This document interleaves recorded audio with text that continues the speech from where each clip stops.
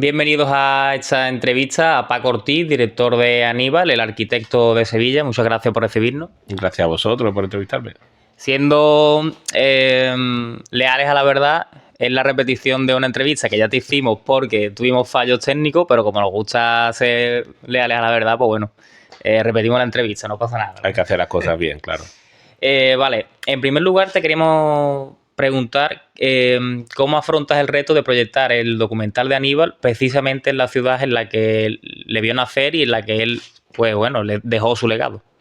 Bueno, es una gran responsabilidad, evidentemente, traer la vida de Aníbal, como tú has dicho, en la ciudad en la que él pues, edificó sus obras más significativas. Es verdad que Aníbal también tiene obras por otros lugares de Sevilla, de Andalucía, incluso fuera de Andalucía. Pero aquí es donde se centra principalmente su obra y bueno, creo que con lo que estoy viendo con las proyecciones, pues está gustando porque la gente no conocía toda la obra de Aníbal o gran parte de su obra, pero mucho menos conocía a la persona. Y creo que ese era el objetivo, trasladarle a la gente quién era la persona detrás del arquitecto.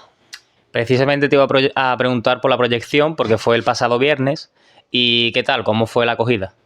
Bueno, fue en el Teatro Cervantes, recién inaugurado, un lugar espectacular, ¿no? Muy acorde a este tipo de arquitectura también, aunque es anterior. Y después también, pues, un lleno, ¿no? Y eso hoy en día no es fácil de conseguir, y mucho menos con un largometraje documental, que competimos contra grandes películas. Nos ha pasado estos días de cartelera que la gente decía que venía a ver Napoleón de Ridley Scott o Aníbal González, ¿no?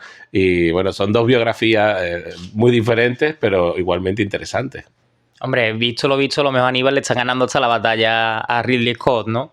Pues hay que decirlo que en algunas salas sí, ¿no? Aquí en Sevilla, evidentemente, en algunas jornadas ha habido algún pase que ha tenido más audiencia, incluso que Martin Scorsese, que también está ahora mismo en cartelera, con lo cual yo ya me doy más que satisfecho para el resto de mi vida. ¿Hay algo que te hayas dejado en el tintero en el documental que te haya gustado proyectar, pero por temas de tiempo o por X motivos que no hayas terminado proyectando? Siempre se dejan cosas en el tintero porque, sobre todo, esta vida es que da para mucho, ¿no? Pero las necesidades de tiempo te hacen elegir entre qué es prioritario y qué no. Pero sí, claro que quedarían cosas que se podían haber visto. La forma de hacer un documental es colocando puntos importantes, pero siempre eligiendo qué va a contar y qué no. Pero sí, han quedado cosas, desde luego.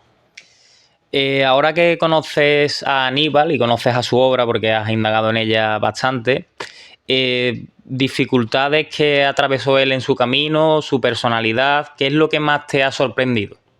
Bueno, me ha sorprendido que tuvo una vida, como se diría, realmente azarosa, ¿no? Es un melodrama entero, parece que está escrito por un guionista esa vida, porque nace humilde, ¿no? Toca el éxito, es una persona de gran relevancia en la sociedad, pero es apartado de su gran proyecto y además fallece, digamos que de manera también humilde, ¿no? Después sufre un atentado, su entierro es multitudinario. Vivió una época muy convulsa con el trienio bolchevique, con la Primera Guerra Mundial, la Revolución Rusa, bueno, miles de circunstancias que afectaron a su trabajo, porque su trabajo es la construcción y claro, ese se ve afectado por todas estas circunstancias. Me parece que, como te he dicho antes, una vida que podía haber estado escrita por un guionista. De todo lo que él atravesó en su época, lo que le tocó vivir, ¿crees que eso le influyó de alguna manera en la fama que él pudo haber tenido, en la vida que pudo haber tenido? Me refiero en lo que es el reconocimiento de la gente a lo que él estaba haciendo en ese momento. Bueno, al contrario que los pintores de épocas vanguardistas, ¿no? Como Van Gogh, que murieron pobres y luego alcanzaron cuadros de millones de dólares o de euros, Aníbal González sí gozó de popularidad y de éxito durante su carrera. Sin embargo, en el último periodo de su vida parece que es despreciado, ¿no? Incluso por esa clase social que le aupó. Es interesante, ¿no? Como los mismos que le llevaron a la cima lo abandonan, ¿no? Y lo destierran. Pero bueno, es también parte de la grandeza, ¿no? Y de la miseria de las vidas de las personas. ¿Cómo te surgió la idea de grabar un documental sobre Aníbal? Bueno, pues era un día que iba paseando por el Parque de María Luisa en dirección a la Plaza de España y paré en la escultura, ¿no? de Aníbal González, porque es verdad que arquitectónicamente vemos muchísimas obras, ¿no? Incluso tampoco sabemos qué cara tiene Gustave Eiffel, ¿no? Que también es... Pero sí conocemos a muchos pintores, escritores, cantantes, ¿no? Sin embargo, no tenía yo la imagen de esas personas. Y claro, cuando vi la escultura, empecé a pensar en que, claro, detrás de esa gran obra tan faraónica como es la Plaza de España y muchas otras, tenía que haber alguien. Y alguien que había tenido una vida y bueno, cuando empecé a tirar del hilo e investigar un poco, pues descubrí esta vida tan interesante que es la que hemos plasmado. En el documental también tengo entendido que utiliza más o menos la ficción para contar ciertos aspectos. ¿Por qué este recurso? Aníbal González debía ser una persona tímida, una persona huidiza de los medios de comunicación. La prueba también, bueno, como también era un arquitecto, pues no se prodigaba mucho, pero que existen muy pocos documentos gráficos. Entonces, me parecía complicado contar la vida de una persona con apenas 3 fotografías, 4 o lo más que podía haber, y siempre, bueno, acompañado, pocos retratos, ¿no? Quería que la gente se hiciera una idea de quién es esa persona que andaba, respiraba y hacía cosas, ¿no? Entonces nos vimos obligados, ¿no? Bendita obligación a hacer esa ficción donde hemos recreado pues algunos pasajes de su vida, ¿no? Han sido simplemente unas pintadas, unos trazos de lo que viene a ser una vida, porque podríamos haber recreado muchos más, pero ni el tiempo ni el dinero en el documental jugaban a favor de eso, así que estoy más que satisfecho con los paisajes de ficción que hemos creado. Y respecto a ese camino que recorriste desde la idea que en un primer momento te surgió del documental hasta lo que, bueno, hasta ahora que lo has proyectado, en ese camino, ¿qué es lo que más trabajo te ha costado? La ficción es bastante costosa y laboriosa también, hay que decirlo. Luego, conseguir los permisos para volar con dron en la zona urbana de Sevilla. Claro, la obra de Aníbal González transcurre en el casco urbano, ¿no? En la Plaza de América, en la zona de la Plaza de España. Ha sido laborioso en cuanto a producción, pero bueno, hemos conseguido volar y hacer esas tomas que ahora mismo pues son espectaculares y de las que estamos súper satisfechos. En otras entrevistas también has comentado que en España se entierra bien, pero se olvida mejor. ¿Exactamente a qué te refieres con esta afirmación? Bueno, a que en este país nuestro y en Andalucía también en concreto, por el caso que nos atañe, celebramos grandes entierros como el de Aníbal, que fue multitudinario, fue el segundo más importante de la ciudad de Sevilla con 8.000 personas, ¿no? Solamente el de Joselito el Gallo, que era un torero, tuvo más audiencia, podríamos decir. Pero una vez ocurre esto, de repente todo se olvida, ¿no? Llega la nueva corriente arquitectónica, musical, la llamemos como sea, y pasamos a ser puramente olvido. Creo que en España nos falta saber sentirnos orgullosos y reivindicar a figuras que fueron importantes en el pasado. ¿Crees precisamente que el carácter andaluz, además de Aníbal, ha influido en ese olvido o no tiene nada que ver?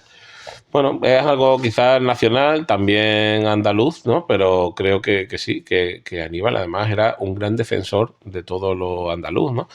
Precisamente el Parque María Luisa está diseñado por Forestier, que era el mejor paisajista del mundo en su momento, pero era francés. Aníbal González no tenía nada en contra de que fuera un gran paisajista, sino de que era francés. Él creía que el regionalismo lo debían de llevar adelante a o sea, a autores de la zona, ¿no? Paisajistas regionalistas, andaluces, obreros, ceramistas, todo tenía que ser andaluz, por lo menos, ¿no? Entonces, sí, puede que Aníbal González fuera un gran nacionalista andaluz sin él siquiera saberlo, ¿no?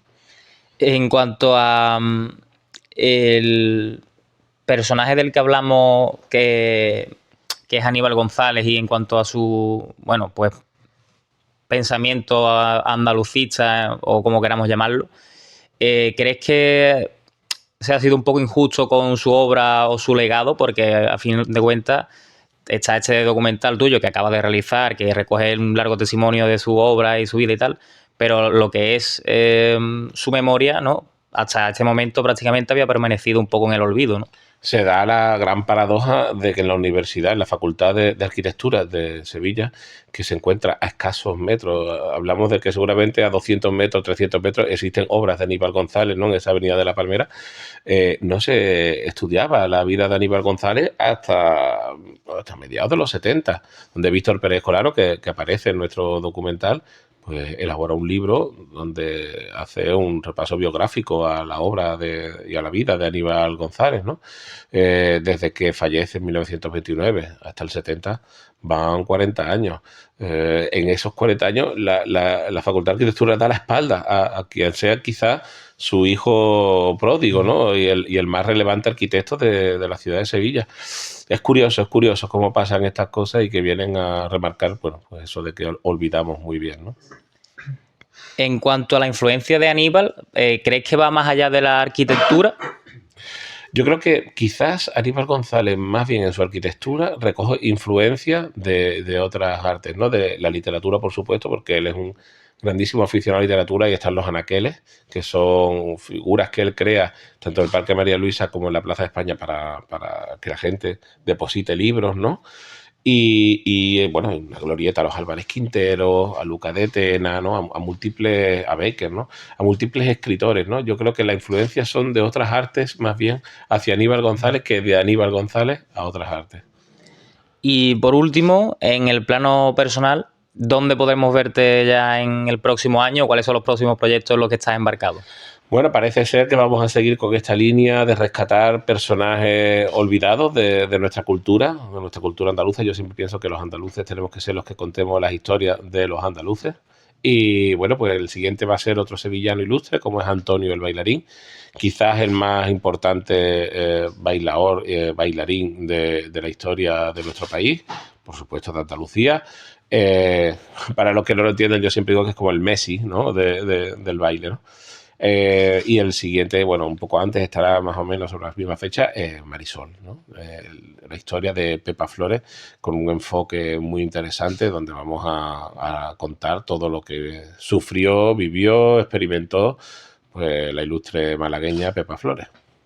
Pues nada, Paco, muchas gracias por habernos recibido en esta primera entrevista, y esperemos que te veamos próximamente. Pues sí, y que sean muchas más y podamos seguir hablando de estas historias andaluzas que son tan importantes.